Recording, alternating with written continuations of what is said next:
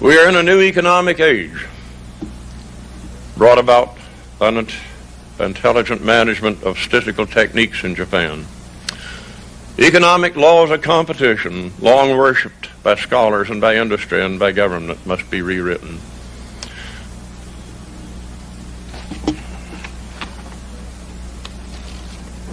By industry, I include service organizations, such as career functions in federal, state, and local governments, police and fire departments, along with hospitals, medical service, legal service, banks, transportation of freight, transportation of people, entertainment, wholesale and retail sales, service on automobiles and on other equipment, architects, construction, telephone and telegraph service, and other services of communication, including mail. Anyone that has ever registered at a hotel can appreciate the woeful waste of human effort on both sides of the counter for what could be a simple operation. Use of electronic machinery instead of hastening the procedure has, in my observation, drawn it out. The Disappearing Act. He did it 3 times last night. And the girl alongside of him, serving a friend of mine, did the Disappearing Act also 3 times. It requires training to do that. Those are not accidents.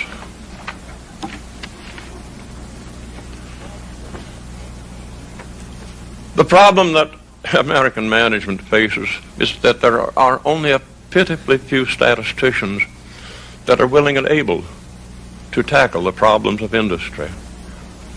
In my experience, people with fresh doctorates in statistics are helpless in industry.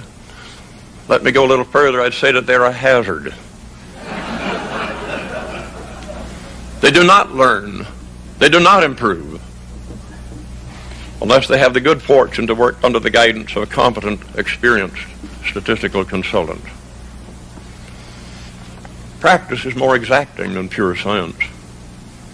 Schuhart said it, it's still true. The standards of knowledge and workmanship required in industry and in public service are more severe than the requirements of pure science. He could have added that the requirements for statistical practice are also far more rigid than the requirements imposed on the teaching of statistics. The only empirical use of any knowledge is aid in prediction, analysis of variance, t-tests, chi-square, and kindred tests are nearly always, in practice, wasteful of data and solve the wrong problem, if any problem at all. No statistical test can evaluate the probability of a specified outcome in the future.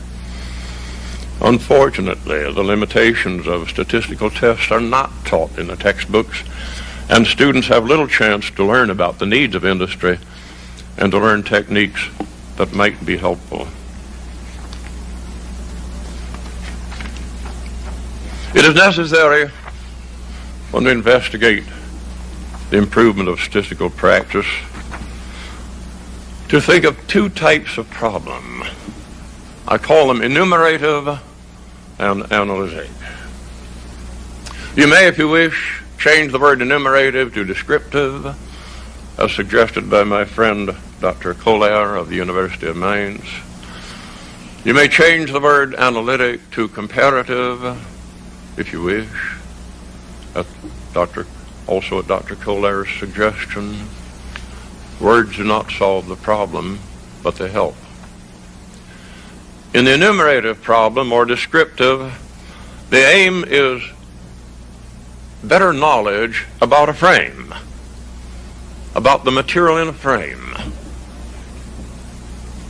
In the analytic problem, there will be action. The aim is to obtain information by which to take action on a cause system that produced material or service in the past and will produce material or service in the future. One meets both problems in practice. The methods of statistical design and of statistical inference are different in the two types of study. Failure to make the distinction between them has led to uninspired teaching of statistical methods and to woeful waste of data in practice, and to impairment of service that statisticians could render. An example of an enumerative study is the census. Another example could be a quick count of the number of people left without homes and without food by a flood or earthquake. A vital question is how many people, how many adults, how many infants, how many infirm are in need of the necessaries of life. Another example is the census of a city taken as a basis for increase in financial support from the state. Cores board from bales of wool as they are unloaded from a ship in Boston. 6 million pounds of wool. Determine the value of the wool in dollars and the duty to be charged by the Bureau of Customs. Accounts receivable, another one. Estimate from a sample from an inventory of material the proportion thereof that is defective or impaired by age. Estimate by a sample of boring the number of kilograms of iron pellets that disappeared from a storage pile into the ground below.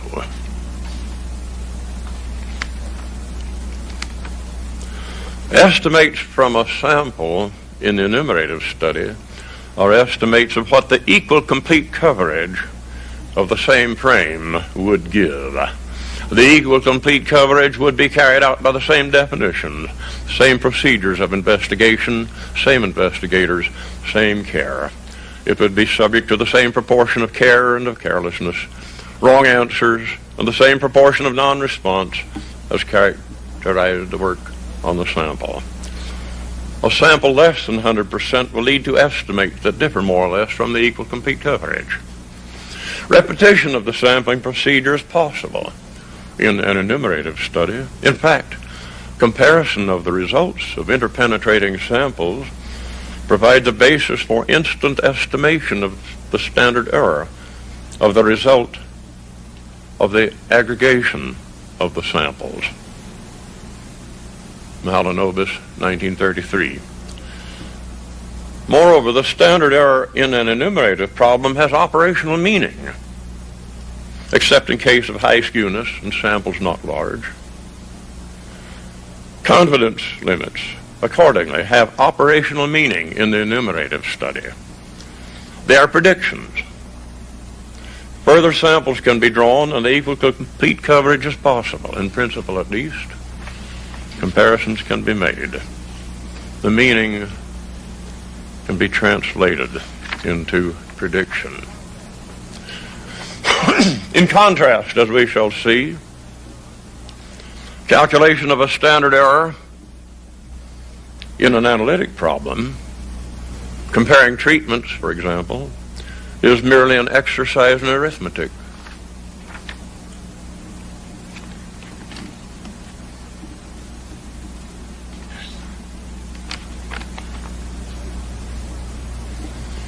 We can make two kinds of mistake in an enumerative problem. We can, number one, pay too much for the shipload of iron ore, for example, or we can pay too little, one being the buyer's risk, the other is the seller's risk. A loss function can be written down and it can be evaluated by some preliminary samples. And the expected net loss from additional samples, including the cost of sampling and testing, can be minimized by appropriate design. No such calculation is possible in an analytic study. Why? Because we are not sampling from a constant cause system. The cause system is on the fly, and we know not where it will be for the next experiment. For patients to be treated. The aim in an analytic study is to provide guidance in the intervention of a cause system. The cause system produced the material studied. Industrial product, crop of wheat, service, customers, patients, share of market, economic conditions. The cause system will be different in the future, whether by intervention or through natural changes. One exception is a process that has been brought into a state of statistical control, in which case the state of the product or operation or service has a stable distribution hour after hour, day after day. Statistical theory then applies to the material or process produced. Examples occur in nature. For example, radioactive disintegration. The aim of intervention is to achieve greater uniformity of product in the future and more of it, or greater outturn of wheat, more frequent service with fewer mistakes, more patients that show improvement, more customers, better economic conditions. Intervention may be merely to leave the process alone or to hold on to the standard treatment. Put another way, the aim in an analytic study is to try to learn something about the cause system, to be in position to change it or to leave it alone. The material studied in an analytic problem is not of interest in itself. You see, in total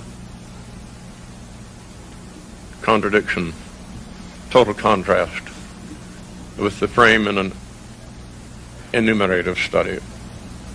A complete census, such as a study of all the people in an area, or all of last week's product, is still only a sample of what the cause system can produce and in fact did.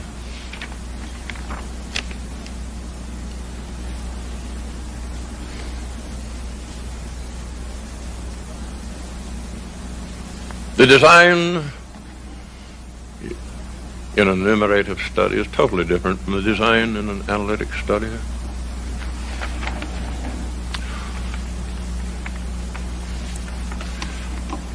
What people are learning in textbooks and in classes is the theory for enumerative studies, not for analytic studies.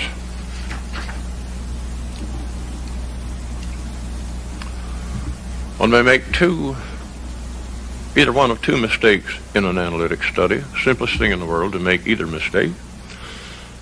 We may adopt treatment B in preference to A, only to regret it later. Or, two, we may fail to adopt B, retain A, only to regret later our failure to adopt B. One may make either mistake, with or without the help of statistical data, and with or without higher education. The aim of statistical methods should be to strike the net economic loss between the two mistakes. Unfortunately, as I see it, that problem has not been treated by statistical methods except by the Shewhart control charts.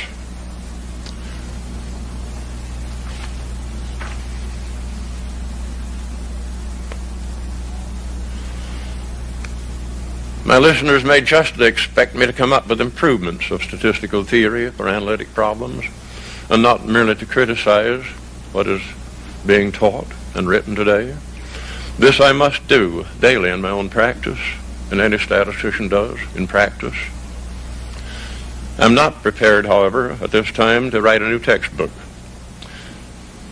A few crude examples, however, may illustrate what needs to be done. We may pause first to elaborate a bit.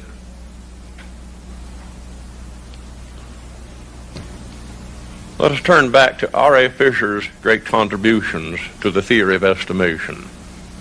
Please note that these contributions apply only to enumerative problems. He presumed the existence of a stable distribution and the possibility to draw sample after sample from this distribution. Unfortunately, a stable distribution is untenable in an analytic problem, except, as I have mentioned, in the state of statistical control. Fisher's words are very clear. Any body of numerical observations or qualitative data thrown into numerical form as frequencies may be interpreted as a random sample from some infinite hypothetical population of possible values. What Sir Ronald thus described is an enumerative problem, the ability to repeat over and over the sampling procedure from a stable distribution. No such condition exists in an analytic problem. It is misleading, it seems to me, to invent and imagine the existence of a hypothetical, infinite, stable set of random numbers that we can draw from when no such thing exists. When we know that it does not exist, merely to be able to use certain statistical theory that one has learned and loved. The standard error in an analytic study has no predictive value, as the environmental conditions of the experiment will not be repeated. We will not apply the results to the patients that we have tested, nor to the land that we've used for our experiment. Statisticians would do better, I believe, to provide statistical methods that are helpful to the problem at hand. And as I have said, any statistician in practice does that every day.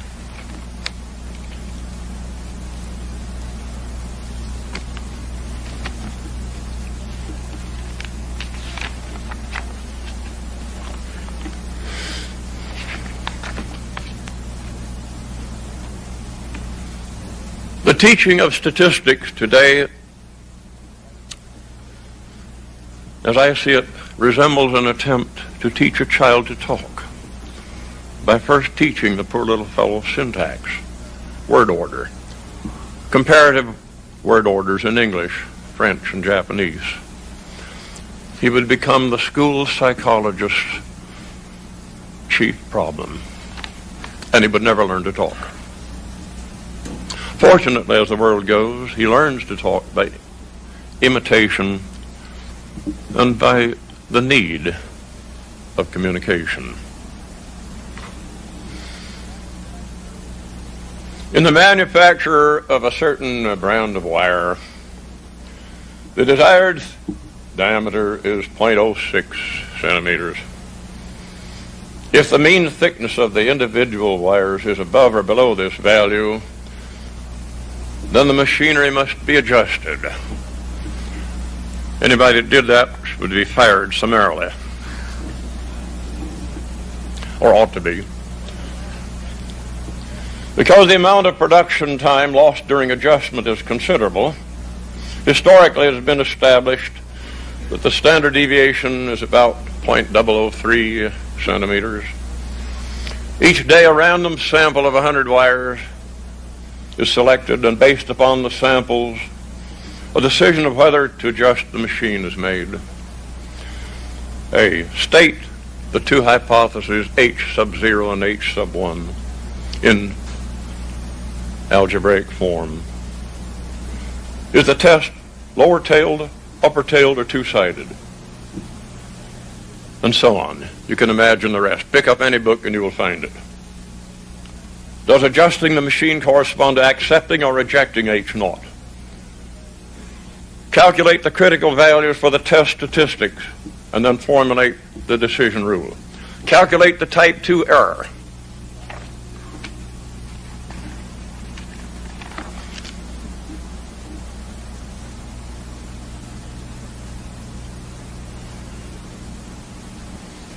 Can't be done. Sir Ronald probably knew what he was doing when he paid no attention to the type 2 error. He may have been smart. What is wrong with this exercise? Everything.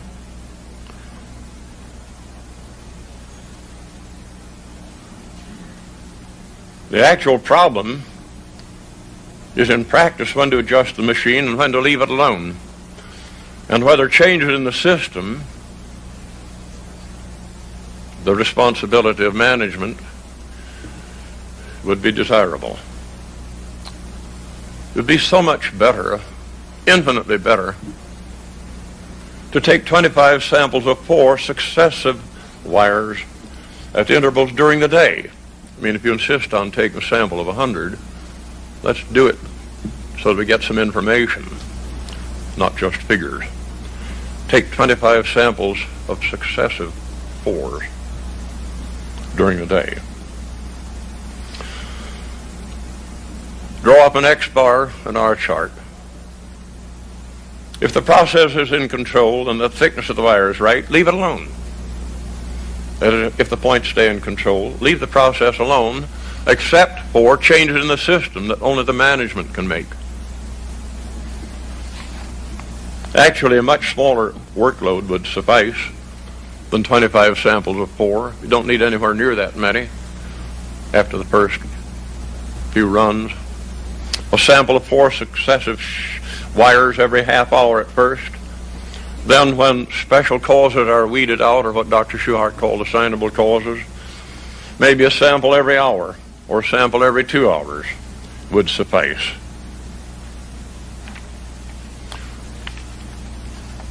As a remark, the standard deviation that I mentioned in the statement of the problem, standard deviation of the diameters of the wires, does not exist except as a mere exercise in arithmetic, unless the process is in statistical control. Example number 2. A proposal for teaching statistics to hundreds of people in a company, the aim being to improve quality and productivity. 15 weeks. Drawn up by a man just received a doctor's degree, gone to work in industry.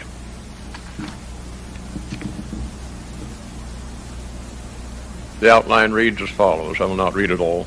Ungrouped frequency distributions. Number 2, grouped frequency distributions. 3, functions of a frequency distribution. Confidence limits. Review of descriptive measures. Probability. Probability distributions and expected values. Emphasis on continuous random variables and the normal distribution, which one never has. Sampling. Need for sampling. Bias and error in sampling. Selecting the sample. All that's good. Distribution of X bar and the normal distribution. Statistical estimation. Testing hypotheses. Chi-square and analysis of variance. Some non-parametric statistics. Good. Regression and correlation analysis. Good. What's wrong? Starting a child off with syntax, comparative word order, when the poor fellow needs to learn to talk. He needs to communicate. He wants to know what the problem is. This is the wrong way to start. This comes a long time after the start. In the first place, you see, a distribution does not exist until you have made a distribution. Oh yes, you can take 100 numbers and calculate a mean and the standard deviation. Anybody can do that. But it doesn't have any application unless you have stability. That is randomness. And that is statistical control. And statistical control has to be achieved. It is not a natural process in a company. So all this work about distributions is at the wrong end. First of all, the job is to get a distribution. And in getting a distribution, that is, in achieving statistical control, what the statistician contributes is 10%, 20%, 30%, 40% to the productivity and hence to the capacity of the process. I think many statisticians are not aware of the fact, merely a matter of words, that as you improve the quality of a process, you naturally improve its productivity. Yes, of course. But another way to put it is, as you improve the quality of a process, you improve the capacity of the process, your ability to produce more. Instead of new machinery, maybe what you need is learn to use what you have. You should see some of the letters I get about all this fancy new machinery. It didn't work.